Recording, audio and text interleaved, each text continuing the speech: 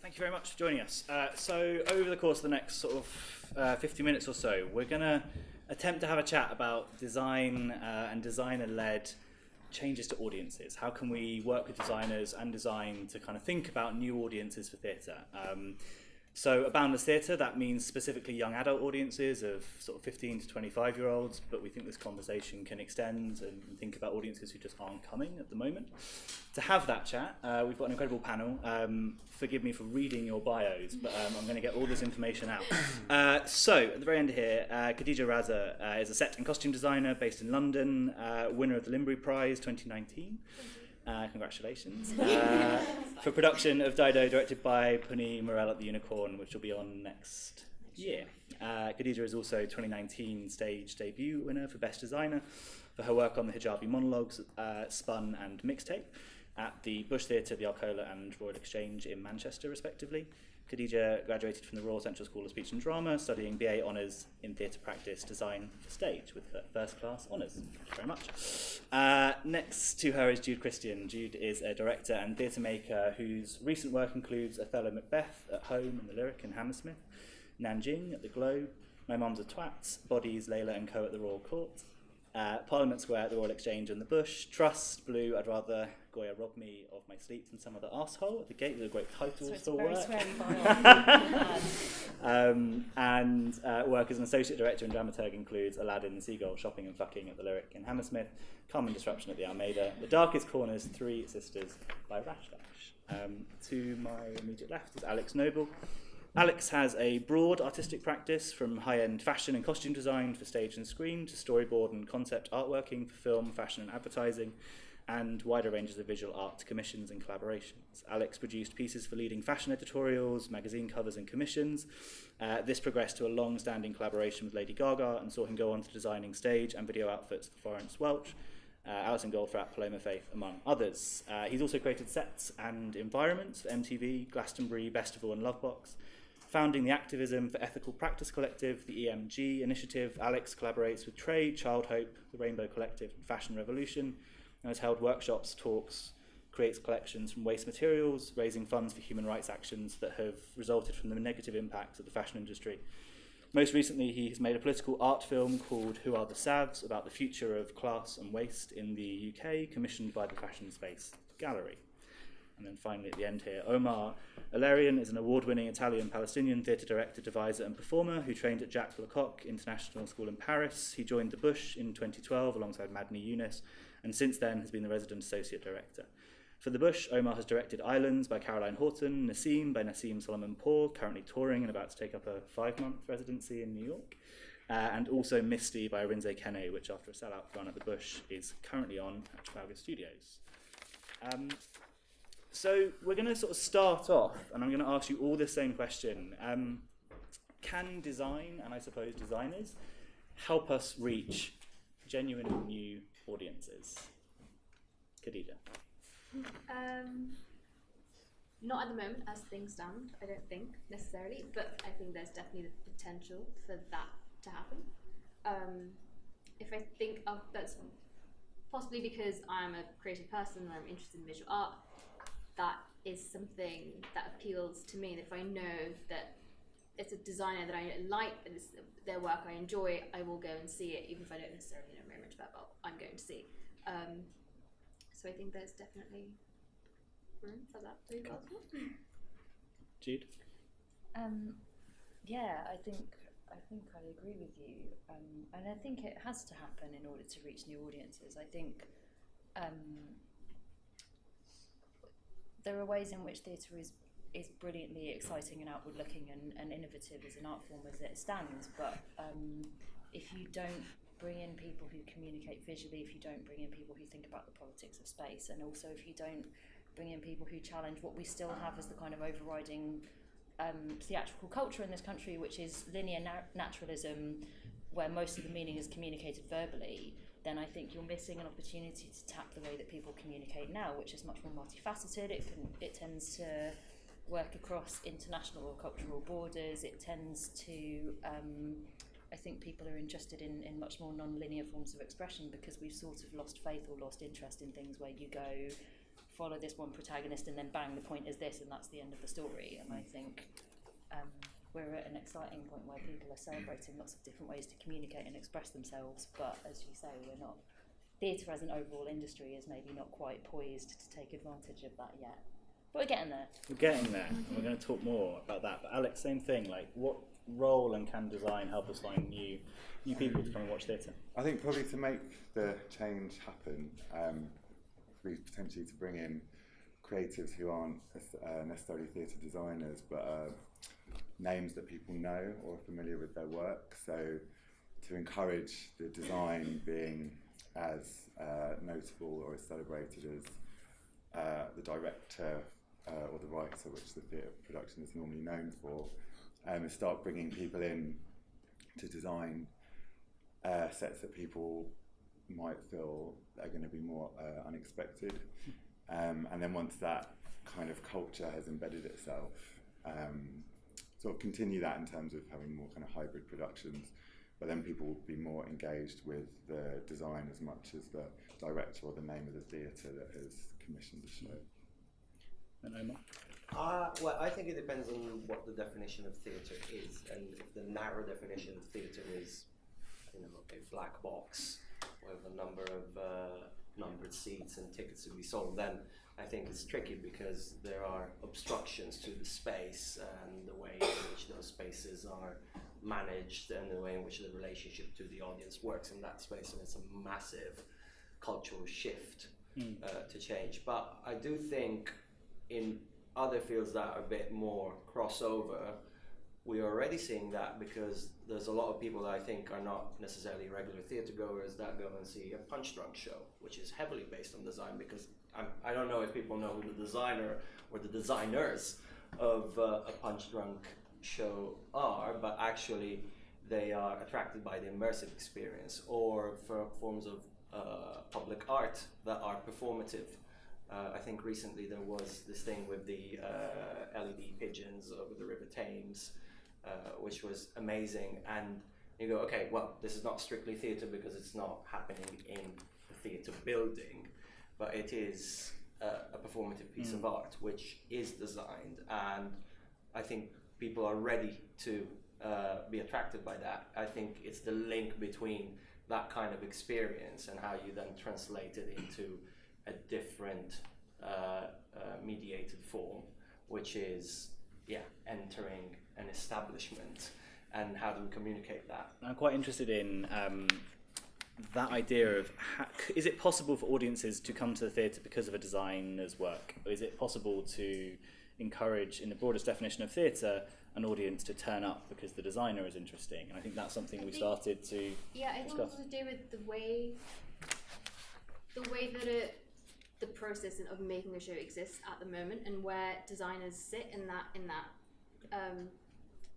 timeline, and when they are brought into a process. And I think sometimes there's sort of like the tendency of just being like, oh, we'll just, we'll bring a designer in, then they'll tell us what it'll look like. But I think the kind of process that I've been really lucky to be part of so far, and the ones that I realise that I really enjoy, are the ones where designers are just as much the originators and collaborators in making a performance as a writer and a director, and it's sort of like birthing that idea together. And it's not like you have a story and then just get a designer and be like, oh, this will be set in such a place, but working in those environments, those atmospheres, and what all of those things mean and how they make us feel rather than where we are, and sort of considering designers artists rather than just like people who are there to determine the visual. Is it fair to say that the way the theatre industry is set up, though, Jude, that actually that model of working is quite hard to kind of fight for sometimes? Well, that's quite rarefied, right? Yeah. And I wonder, in your experience, sort of making theatre and working on the shows you have, like, what needs to shift, or have you got direct experience of kind of more design-led work, or kind of? I mean, I'm excited as an artistic director to think about a designer coming to me instead of a director. I mean, I get so many pitches from writers and agents and directors about a show or an idea. I kind of want to create the conditions as a company without a building where a designer can originate that idea. But what are your thoughts in terms of that sort of power dynamic between designers and other creatives? My feeling, very broadly, I feel like there's a thing that always happens when I think about theatre where I slightly split it into two camps in my head, which is helpful to a point, and then you should stop doing it. Where I feel like you can think about theatre as a piece of entertainment, and I guess in that sense a product, and where you go, there's going to be a story that's told, we have a real obsession with clarity when we do that, and I think we tend to think about writing, or maybe acting, as being the kind of primary star of that, and then you can think about theatre as creating a piece of art in which you're much less beholden to your audience to deliver the product or the experience that you said so in the first place, where it's much more an act of personal self-expression which people want to come to because they're interested in what your brain and your heart do, and they want to be given access to that. And I think that's the kind of theatre making that I've always been really drawn to, and the thing that I have found increasingly over my lifetime brilliant and incredibly frustrating about it is that you can't have one primary voice in theatre. I always try and explain it to people who don't understand what directing is, which is basically like anyone I meet who doesn't work in theatre. And you're like, imagine being a painter, except that your canvas and your brush and all of your paint is like alive, and they're yelling at you.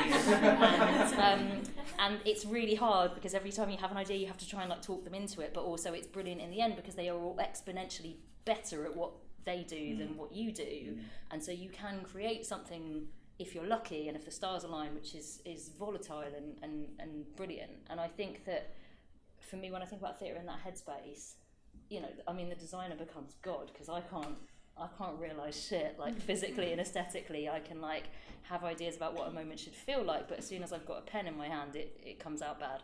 And that relationship with the designers always felt really crucial to me. But do we then sell designers short, and so the godlike status they have in your room or your process, for me we to don't make it logistically possible. Yeah, to and make I an think assumption that's the that gets lost, right, in translation in terms of audiences. Yeah, I think there are loads of ways in which in the structures of making theatre that's not possible. One is, for example, that designers aren't, it's not structured that you expect a designer to be in the room all at the same time that a director is. You don't expect a designer to have all of the stuff that they were planning to be working with, like their entire set, until the 3 days before you open the show. And so there's a structural way in which that process sort of gets taken from designers, as well as the way in which we don't engage and program and credit designers as being primary artists on a piece of work in the same way that we do writers and sometimes directors. And even how those collaborations are forged. So Omar, I'd sort of say that you think about space in quite a direct way, in quite an active way, when you're thinking about even the choice of work or the choice of artists, writers that you might work with. So how do you then square having quite big ideas around sort of space and then bringing a designer into that process and working with them in a kind of collaboration? Well, it's interesting. I think that the thing I say the most when we start a process with a designer is like, so in the Broadway version, with $1 million budget, the show would work like this, or this is what I see, or this is but I think it's tricky because I think sometimes when we speak about theatre, we fall back speaking about the play. But I've never approached that, and I mean I do work in writing theatre, so it is about plays, but the truth is I always think about the show, and the show is the experience that the audience has of the play in that specific night, in that production with those actors. And so you are creating an environment, and this environment can be very traditional, a living room with all the cupboards and things, or it can be very ethereal or surreal, or a mixture of all these things. But I think it's about saying, okay, so where do we place the audience within this space? And how do we fight either against the grain of the space or against the politics that the space imposes us? You know, whether you're doing a end-on production, which is already a political choice in terms of where you're putting the audience and where you're putting the voice. Or are you doing it in promenade? Are you asking them to sit in different places? Are you splitting them? There's millions of choices. I think I'd say 95% of the time we end up in the cross arch configuration, because that's how theatres have been built. But theatres have been built a long time ago following a specific architecture, which was a fruit of its time and of the politics of its time. I think when now we think about building new theatre spaces or performative spaces, we do sometimes think about different sets of configurations and how people can experience those spaces in a different way. Does that feel quite active? So in your design sort of conversations, the audience and its interaction with the work, has that led anything in the past? Do you think, I'm thinking about, you know, islands and Totally, there's not, I mean, in the work I do, the audience is always at the very beginning of the work, and they are never asked to kind of, you know, sit in the dark and watch the movie of it. It has to be, they need to be acknowledged, and they need to acknowledge the fact of being in this space together, not necessarily for the duration. And therefore, like the choice of whether to expose the magic or not to expose the magic, whether you want to hide the speakers and the microphones and the lights, or you want them to be visible, you want to hear the buzz, you want to fake the buzz so that you can hear it. Like, there are all sorts of, a number of layers of choices that one does in order to materialize something that exists only in that space. Because I feel, and this is my opinion, that we do have already a visual world in which we're already quite versed in, which is the two-dimensional screen world. And I'm more interested in the junction between the 2D and the 3D, in the way it translates from like our perceived experience of the world when you're walking around the street, and how you then put that into a place in which you're tied and bound by space. And it's one of the biggest opportunities with a younger audience who are sort of characterised as being obsessively connected to screens. Theatre becomes a really exciting proposition, I think, as a different kind of space. I'm just going to sort of flip a version of that question to you, Khadija, in terms of your relationship to an audience. Like, what does that feel like? Does that exist? Do you feel like there's a conversation you can have with an audience, or you have had with the audience with your work? I think going back to, well, I've only been graduated a year, but it's such a big jump from what you're taught theatre is about, or what your job is about, which is always just like, here's a text, you have to worship it, and then you have to worship the director, and it's all about and it's sort of that relationship, and it's not that you're not taught to think about the audience, but the audience kind of comes a bit later in a way, which is terrible. But I think working in sort of more devised contexts, I really enjoyed. It is about thinking about what is the best way of telling the story, which is why I think theatre that's in different forms is so much more exciting. And what you were saying about building the politics of spaces, again, it's really interesting going back to the workshop this afternoon, how none of the young people wanted their shows to be in a theatre building, and we were talking about that earlier as well, is that those spaces are alienating, and they don't feel welcoming. They don't feel welcoming to me, being a person of colour who wears a hijab. I still walk into those spaces and I don't necessarily feel like I belong there, and I don't necessarily feel like a lot of the stories that have been told there necessarily belong there either.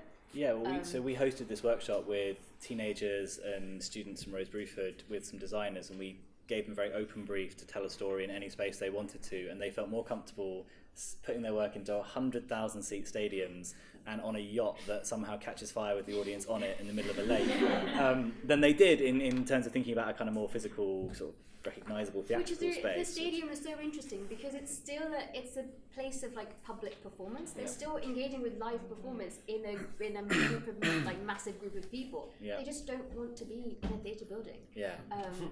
And I think that's really exciting. I think there's different forms, there's different ways of telling stories. You need sort of beyond a stage and behind a cross arch. That is so exciting. And I'm sort of curious, Alex, like you perhaps have had like opportunities throughout all of the different ways you've worked to kind of interact with an audience for your work, who've perhaps seen you make work in different contexts and in quite radically different forms. Was there a point in your career where anything shifted or changed, or you feel that you kind of brought an audience with you or lost an audience?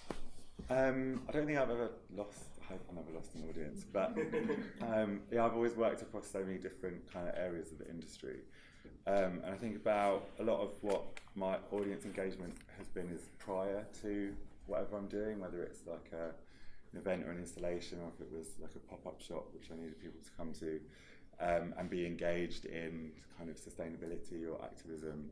So it's always been about how I communicate through visual language, through graphics, through imagery, photography, through hashtags, through questioning an audience, so they're already thinking and not potentially knowing what they're coming to, but something spikes their interest. Is there I wonder, Jude, is there kind of designer as creative director, is there a way for designers to kind of lean in further to the process and take more responsibility? I'm sort of thinking about how sometimes marketing campaigns for shows can feel quite distant from the kind of finished show you end up at, because those timelines are so different, and maybe the designer is kind of somewhere at the back of the queue in those conversations. Well, and I think what can be really restrictive in that sometimes is that sometimes the way in which you engage with your audience is crucial to the way in which they engage with the production. So I made a show last year, this year, who knows, at the Gate Theatre called Trust. Which Khadija was working on, which is why I'm pointing at her and sort of generally singling her out right now. In which we sort of turned the Gate Theatre into an art installation, because the play was this slightly crazy German play by a guy called Fat Richter, which is kind of written like an art installation. And so I lived in the Gate while it was on and blogged about what it was like to try and be a young artist working in London, which is horseshit. And we made art installations in the toilet while the show was on, because we felt like the only way for people to understand the play was for them to see it as coming to an art exhibition where there's no pressure on you to get it by the end. You're just there to feel your feelings and engage with the material. And so a lot of what we tried to do in our conversations with the Gate and the lead up to it and the marketing of it were to try and engage the audience like they were coming to see that kind of piece of work. And it was fascinating, because what you really run up against is the need of a theatre audience to be told, this is a story in which X meets Y and Z happens. And as soon as you're making something that doesn't conform to that, it becomes really difficult. So we had lots of conversations about the need to communicate the aesthetics of the design in that process, and it was interesting. Because the Gate were brilliantly responsive to it, and so the first meeting that Bethany Wells, who designed it, and I had was just us sitting down reading the play and basically having a YouTube party and sending each other pictures, and we just had a WhatsApp group where we'd constantly send each other things that related to it, and we just shared all of that content with the marketing team at the Gate, because we were we can't have a 15-minute chat and come up with a single image for you, but we can give you a sort of mood board of the inside of our brains while we think about this. And I feel like that then informed the ways in which that play was sort of visualised and communicated. I think there's a lot of scope to go further. Yeah, because I feel like something, Omar, you sort of have said in the past and sort of earlier today is in a writer-centric theatre culture in the UK, what value is placed on design or the aesthetics of our theatre, and who's taking responsibility for that. So we have a fairly narrow critical discourse around design, certainly, and I'd argue that if we're talking about genuinely new audiences, they're probably not even getting to that kind of criticism, or it certainly doesn't have value for them. Are there new opportunities? Are there different ways of thinking about how we have a conversation with our audiences about the design? This is a really exciting provocation to a marketing department, but how do we then kind of go further and try and open up a conversation with the people we're trying to attract?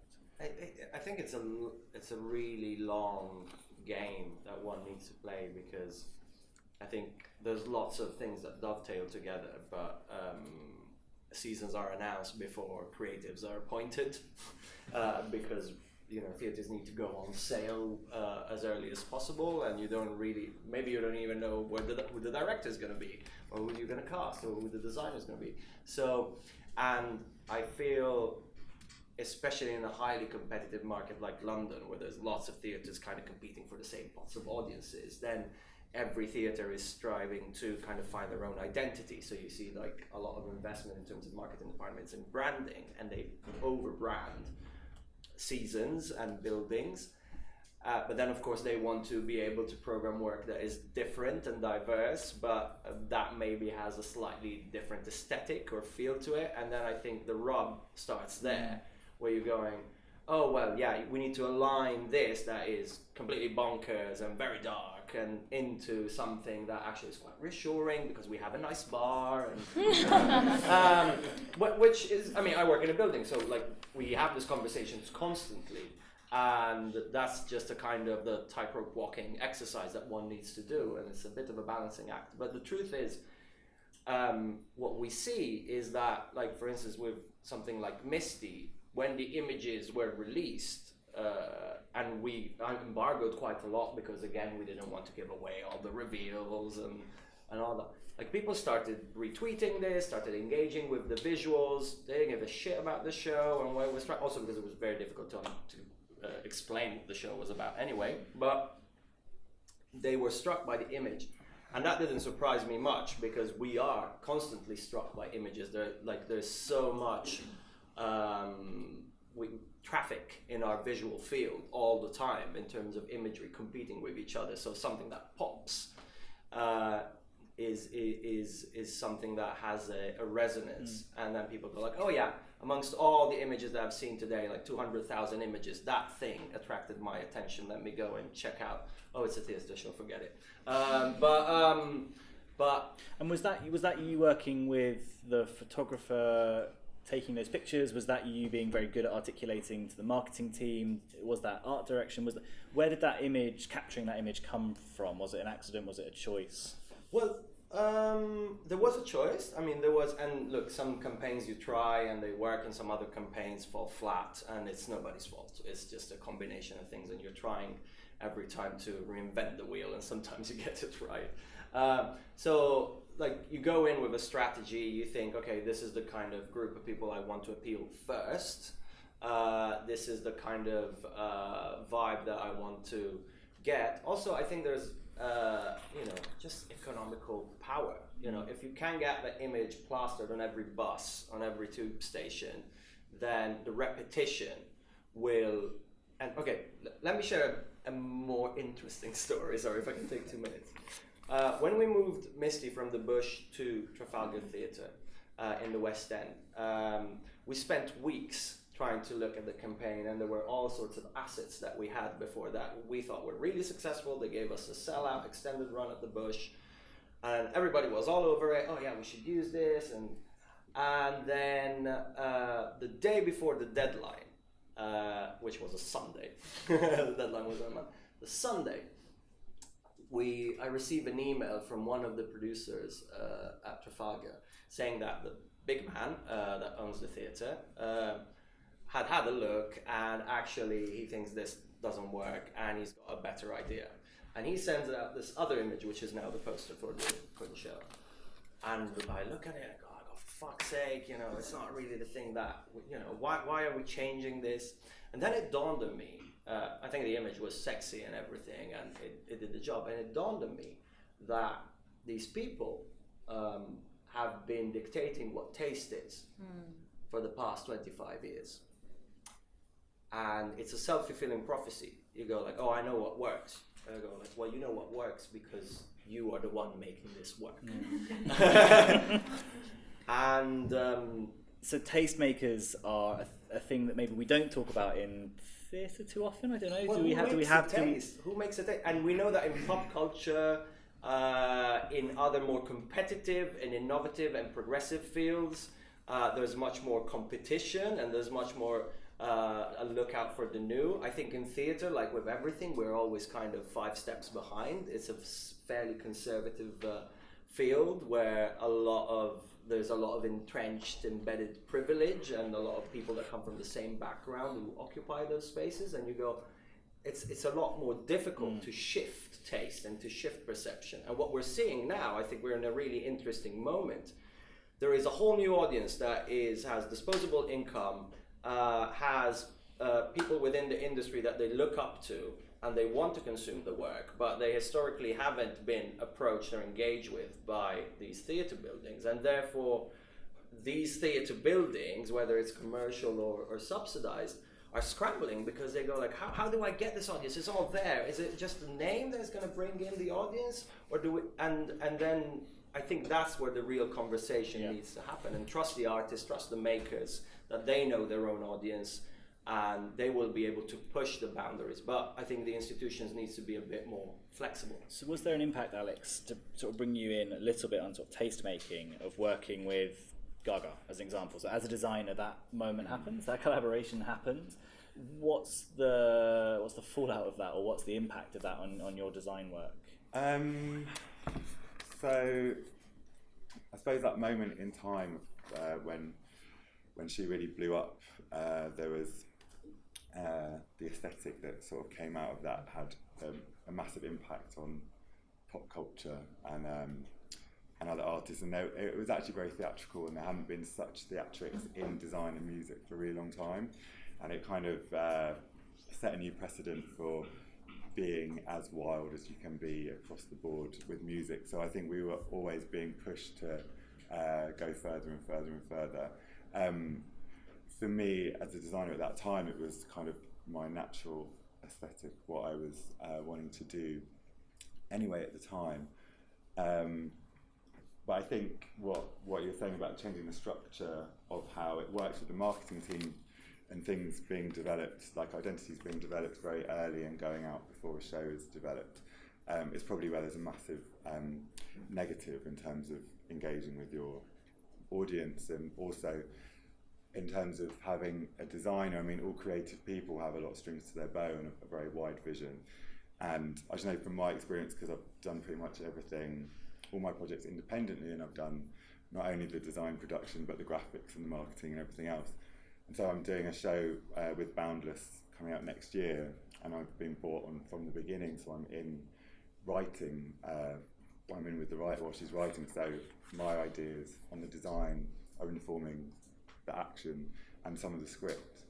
And also I kind of am already imagining what the poster's going to look like and how that's going to develop, and it's like I'm involved in the whole. It's kind of going even further. project. I think it's like having an impact on like the shaping of the work and the artists involved in the work and how they're thinking about their work. So there's hopefully less of a moment where we suddenly start designing the show. We suddenly start thinking about your timeline or trying to get to a point where we have models and those sorts of things, and it feels like we've just had a series of conversations that hopefully arrive at the same time. And I sort of wondered, just to bring you guys in over here, maybe there's not one easy idea, but like if I were to say to you, right, you and I've got to try and solve getting a new young adult audience into the show we're making together, right, for both of you, we're making a show, what can we change? What are those easy wins, those quick things? Actually, let's just try that, because that doesn't happen too often, but could connect us to a very different audience. I think where the performance takes place makes the huge difference. I think that is exciting, and kind of what you were saying earlier about designers coming to you with a pitch is to, I think it's really exciting to, or maybe that's just me because I'm a designer and I would love to do that, is to start with a space. And to start with it doesn't necessarily have to be a performance space, just a space that evokes something and is maybe close to the audience that we're trying to reach, so it's something that they recognise, and especially for someone who doesn't go to theatre very often, and trying so that the stories come from a real place, or the stories come from something that they engage with. I don't know if that makes sense. That's great, thank you. Same question, I'm Jude. 100% with you, and I've been thinking lots while we're all talking, and I think that I feel really torn with theatre because I want it to be as accessible as possible, and when I think about that, my brain instantly goes to that place of going, I want people to be able to get it, and in a world which is globalised and technologised, just inventing words all over the place, the thing that I've always loved about theatre is that it's ephemeral. And it only happens in the time that it's happening, and it only happens in the space that it's happening, and it only happens for the people that it's happening to. And that is in some ways why sometimes it feels like theatre's dying, because everything else that we're making now demands that it can be shipped out all over the place, and it can be commoditized, and it can be reproduced and recorded. And there is something about, even when you're thinking about production photos for theatre, I know that me and designers that I work with are often quite protective about what images go out in advance, because you're like, I believe that an audience's experience of this moment will be less if they have seen a picture of it online before. I want it to be a complete shock to them in that moment, and therefore I feel protective about that picture going out before, even though it's fucking sick and I know it will get us double the audience. And it's really, and it's genuinely confusing, because you're trying to do two brains at the same time. And so I think, in terms of particularly engaging a younger audience, I think there's definitely something about going to the places where people want to go, telling the stories that they want to hear, engaging with them in the modes in which they feel confident engaging, and expressing things to them in a way that they are actually interested in, rather than going, this is very worthy, and unless you've read the footnotes it will be meaningless to you, but do that and your life will be better. And is it about being visual? Like I'm always really struck, and especially this afternoon, like people jumped in, like the teenagers especially jumped right in and started drawing, making. There was no barrier in a way, like it just happened very quickly, and that feels exciting, right? That we maybe don't have to intellectualize or kind of or that we appreciate that people communicate in different ways, and that that verbal is great and verbal has a place, but that people's consciousness functions in different ways. But I think there are really key things, like make it happen on people's home turf, make it cheap. Just make it really cheap. Spend half your marketing budget on making cheaper tickets for audiences who can't afford to pay 35 quid to spend an hour of their evening engaging with a story that they could probably have seen with higher production values on Netflix. Is there a moment when a designer has provoked you to the point where there's been a massive impact on how you've then made work, whether that's a moment in a piece of work or just how you've kind of thought of something? Is there a moment where a designer has genuinely just kind of made you stop and go, actually, I couldn't have done that on my own, or I couldn't have thought about it quite that way? It's fine. I feel like that happens to me a lot, but I think it's because I'm particularly interested in pieces of theatre which are blank space in my head. I think I get quite bored quite quickly with things where you just go, the writer is telling me how that needs to look. And so I've always been drawn to designers who I'm basically like, help me, and we make it together. And I find it quite bizarre in terms of hierarchy and structure that quite often as a director you're expected to pitch a play to a theatre solo, or a theatre will send you a play and go, what do you think of this? And you're like, I don't know until I have my spirit animal designer to help me. And when you find those, it's joyful because you've got like 3 in your phone book and you're like, if one of them isn't free, I'm dead. How much like... Yeah, they're everything. Think a little bit about aesthetic. Like, is there an aesthetic? Are you working for your work? Do you kind of kick against that being something that can be easily kind of reduced to a series of elements? Do directors dictate aesthetic? Do designers get kind of sidelined? Like, do we think of it as a director's vision, a designer's vision? But your work, which I've seen a lot of, actually kind of feels distinctive each time, and I think you've worked with different designers most of the time, I think. Quite often, yeah. Do you feel that's something you're going to stick to? I feel like lots of directors end up finding their people and sticking with their people, or at least finding an aesthetic, but how does that sit with your own work? I think when I find my people, quite often it's not based on an aesthetic, it's based on going, I like the way that your brain wants to jump into this blank space with me, and I think I absolutely trust that. I feel like I don't often meet designers who can't make things as an overall picture look in some way alluring, because I think that sort of goes with the territory. I think I'm inherently quite distrustful of things that are very, very neat and clean, because I think I just don't really function like that as a human, and so I like things that are sort of messy and scrappy and confused. But I think it's I think when it's physical and when it's about a designer getting inside a text and drawing into that text all of the things that make sense to them for it, I think. Great. Yeah. Questions, thoughts, ideas from the audience? Is there something bubbling here? No? Yeah. I liked the whole getting pictures out there first before the show's been on, how it could maybe like help or hurt a show. So I just kind of wanted to know if everyone else had the same reservations about getting images out there, and if maybe you're like ever worried about someone sort of stealing your idea and doing it before you do. I'm really interested in that. I met an agent recently, a lighting designer's agent, who said, so we were talking about like meme culture and trying to like share pictures in different ways, not just a production shot, but trying to create a different kind of buzz or relationship to the work. And this agent just said, categorically, I wouldn't let you do that. I'd refuse. I'd say on copyright grounds, you just can't share those images with anybody. And then I sort of went to kind of be frustrated, and she's like, oh, hang on, like, I have no idea why I've said that. I don't know, like, I still would stop you doing it. I wouldn't let you have the copyright to create that sort of content. But I couldn't really tell you why I'm saying, like, from a copyright sense, that's bad, good or bad, basically.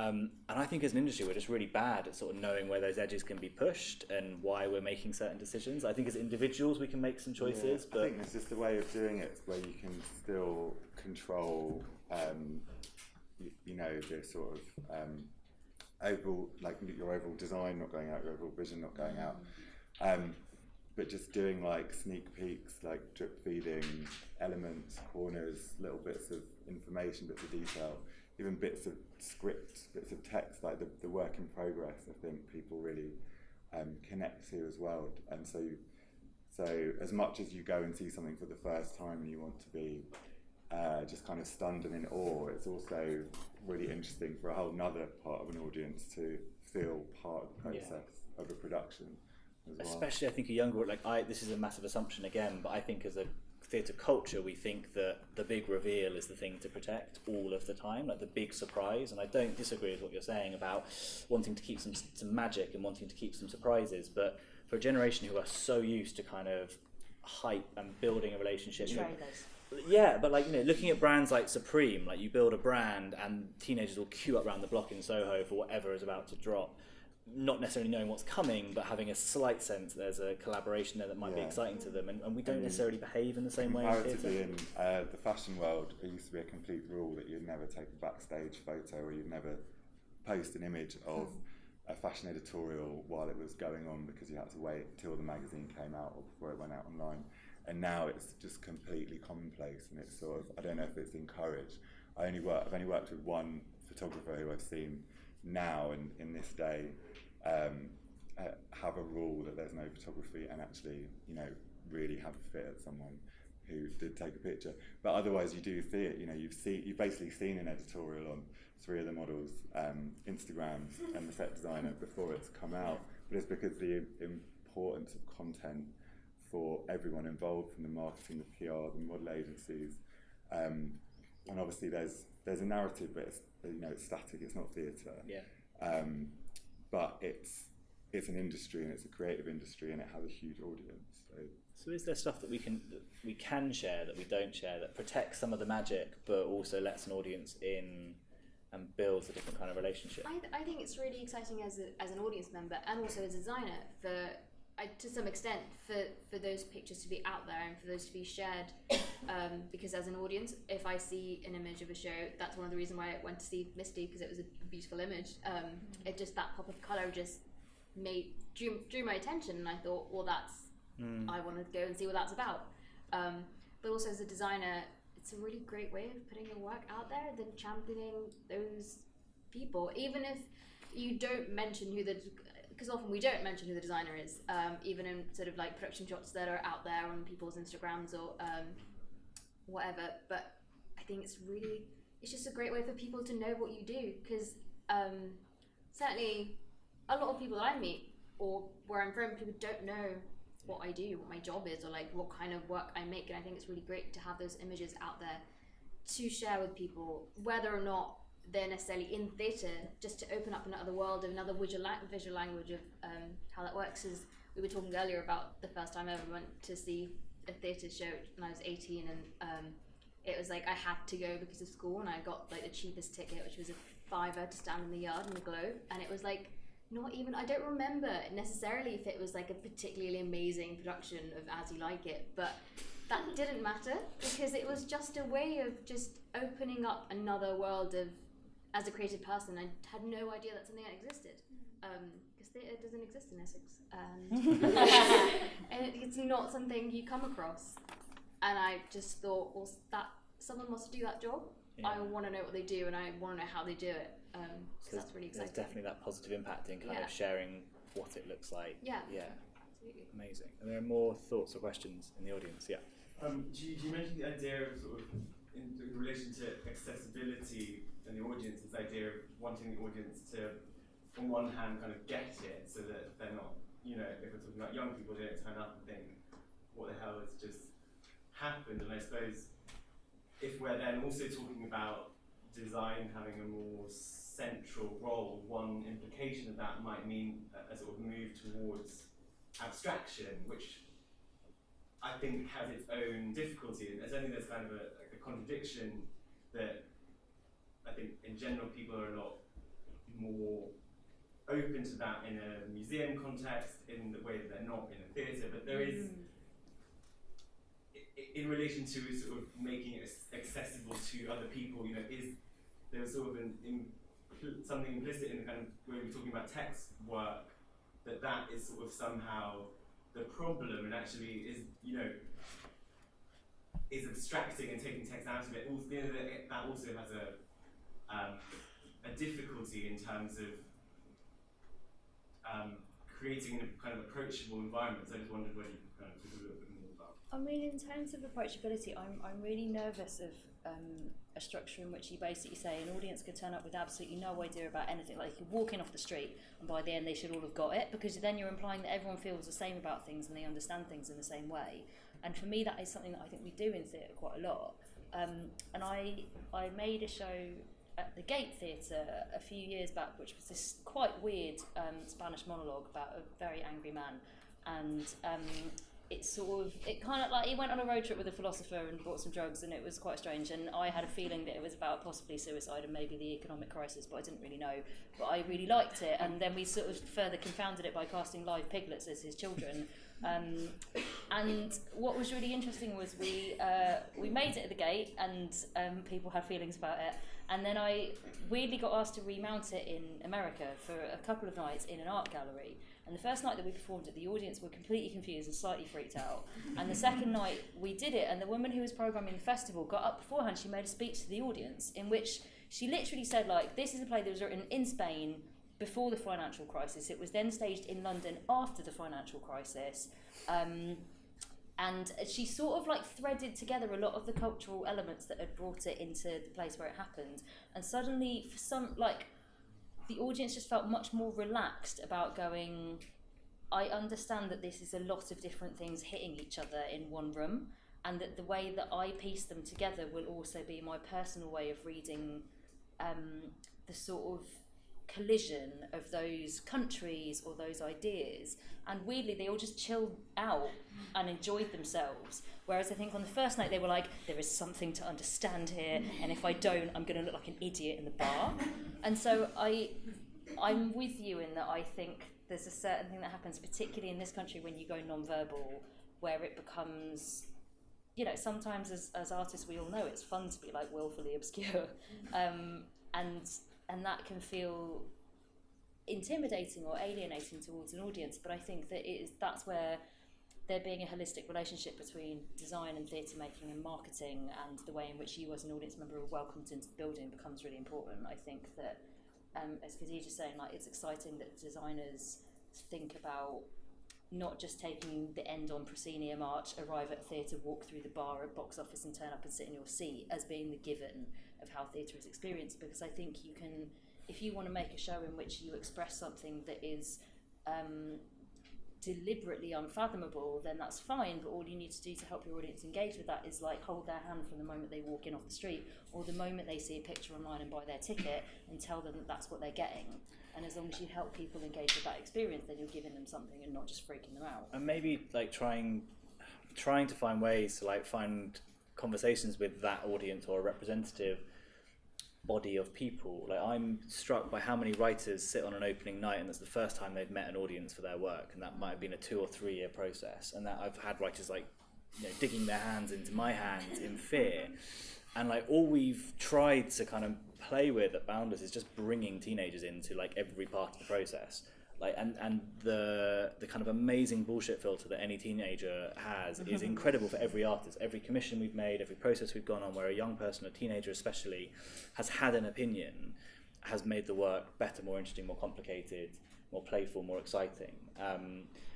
And that feels very, very simple to me as a thing to try. And even if you're trying to be obscure, test that with somebody and see if that's actually powerful and if that's purposeful. And you can still decide to do whatever the hell you want as an artist, but I feel like we keep our audiences at such an arm's length, even when we're really unsure of what we're doing, and we just hope it kind of goes over in some way. Like, I think, and that's more than just kind of R&D audiences and tests amongst our mates and theatre people. It's the teenagers in the room this afternoon who are as expert and as brilliant as anybody else stood in that workshop. I think we underestimate, I think, sometimes how intelligent an audience is and how much they want to engage. And I think I understand an abstract space being just alienating, but sometimes I also feel text can be just as alienating for an audience depending on who it is.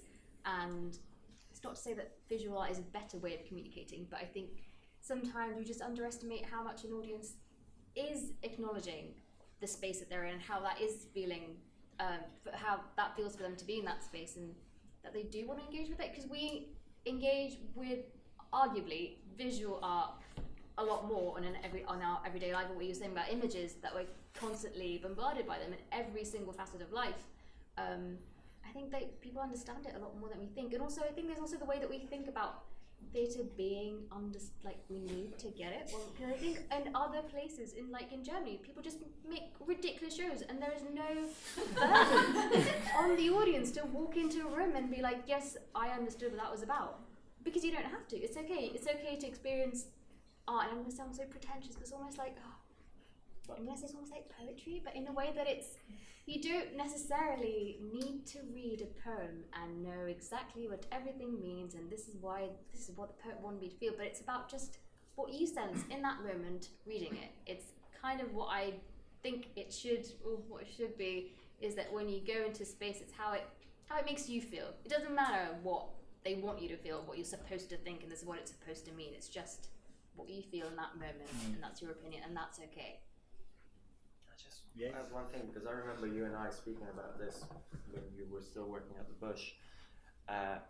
It's exactly that thing. Like, you don't go to a contemporary art exhibition and just expected to sit in front of the work and feel something. You know, sometimes yes, maybe you go into an installation, but you know, there's always a bit of explanation. You can buy a book. There's a booklet. There is a way to navigate the experience. There's a way to also, without patronizing the audience, educate them to how to look at this piece by providing them with different points of views and how this thing has been made, why it has been made, how you contextualize it historically. I think theatres in this country do a really shit job at doing that. Because if you buy, I've never bought one. You know, sometimes I get given one of these very expensive programs. You know, there's all the CVs of the actors and the creatives with all their credits, and it's fantastic. And then there is some sappy thing about historical context of the yeah. It was first on 700 years ago. And I go like, well, but you're not really telling me, you know, what is at the heart of this? Why should I give a shit? Why did we make these decisions? What is the political standing? Like, what am I engaging with? But when you go to an art gallery, it's literally written on the wall. It's written on the wall, and everybody there. Consumes that in that way. And I think, to connect it maybe to the audience that you're interested in, I think, I don't know, but I think I feel like with TV shows, with series, with music, people consume a lot of what is around these shows. Yep. It's the zines, it's the cutouts, it's the commentaries, it's the vloggers that are speaking about this, that, and the other. There is no real equivalent of that in the theatre. You have critics who, I mean, they are so far removed from it because they're seeing 7 shows a week. They don't necessarily have the context of each piece of work, or they don't know why. But also editors have sort of made them sort of not just critical reviewers of work, but also the sort of mouthpiece for kind of how work is made. And there is a really unhealthy connection between a theatre critic and somebody suddenly having opinions on the politics of work. And, you know, yes, you can interview an artist, but I read so many sort of bad sort of summations or summaries of how theatre works, and people who mostly just sit in front of it as an audience member and then pretend to be an expert. And I think what teenagers are really good at is being fans of being fans, and then taking control of a thing they love and sharing stuff about and the asking thing. Questions. Asking like questions. there's so many rich questions. Some of them, like with Misty, because there's a lot of balloons and symbology and stuff, and people keep on asking, why is it called Misty? Why is it an orange balloon? Sometimes we answer some things we can, something we don't want to answer. But that creates a really interesting conversation with the work, because genuinely they are questioning what, like the subtext is, why did you choose that? And that's the way in which, as an artist, you want your work to be met, is like, why did you make that choice? This is not just something that kind of unraveled magically in front of you and that you're just consuming, and it's a kind of world in itself. That has no contradiction. Everything is put there because of a creative decision, and you have to kind of fill the equation with your own sensibility. You know, if you found that obscure, it's absolutely fine. You know, Maybe it was intended to be obscure, maybe it wasn't intended to be obscure, maybe it's obscure for some members of the audience, it's not for other members of the audience. But I think it's the difference between making product, which needs to comply to certain parameters in order to be consumed and commercialized and commodified, and making something that, piece of art or starts a conversation or arouses starts a conversation and is asking a question. I think that's what I would love for theatres to be able to invest more in terms of marketing, in terms of how they speak about the work, and owning that process, because we delegate this to reviewers and journalists who might be interested or not because of an in they have with an actor or a director or a specific theme and their own political agenda. But as theatres, we kind of pull off the pedal and don't really touch. So we never are able to articulate what are the choices behind an artistic director's season of work. You are assumed to kind of throw out the season and people to go like, oh, isn't it amazing? And then to maybe pull out a thread if you're lucky. But I've been 7 years at the Bush, I've never seen that happen. And therefore I go like, I think that's a really missed opportunity. So before we close, are there any final thoughts, statements, ideas, things we could be doing, should be doing, anything any of you guys want to throw into the room before we wrap up? Well, Or a final question? No, to support that point, and that not only for younger audiences, I think it will be for any audience very useful. Also, it will be much more value for money for you guys. Putting all this effort in gets completely lost. And for us who buy all the tickets, if you get sort of piecemeal information ahead of the performance, I think it will be great. Yeah, it might not work for everybody, but it's good design activity. Thank you. I think word? just coming off that, I think we think about theatre a lot as people who make it as something where we're trying to create a product and then sell it to people, and I think that doesn't particularly feel like an interesting way to spend your life, for me personally. And I think there's something in all of these conversations that we've been having that are really fascinating, where I think that what theatre is when you're watching it as an audience member, which I think is how we kind of all get into loving theatre, is you see the one thing. Like, I grew up in Milton Keynes where there's like crap all through. We just want to see the women in black a lot at school, because, life-changing. But I think you bounce a lot between like your experience as an individual and your experience as part of a community. And I think that's why I love theatre, and I believe that it should survive in this day and age, is that it brings people together into a room for a bit of time and space together, but it also lets you think things as an individual. And I think that what you said about what we've been talking about in terms of design being a way to really think about and embrace audience. I think you're doing two different things to an audience when you invite them in. You're giving them space to contemplate their own thoughts and feelings, and then you're also giving them space to gauge whether the people around them think and feel similar things.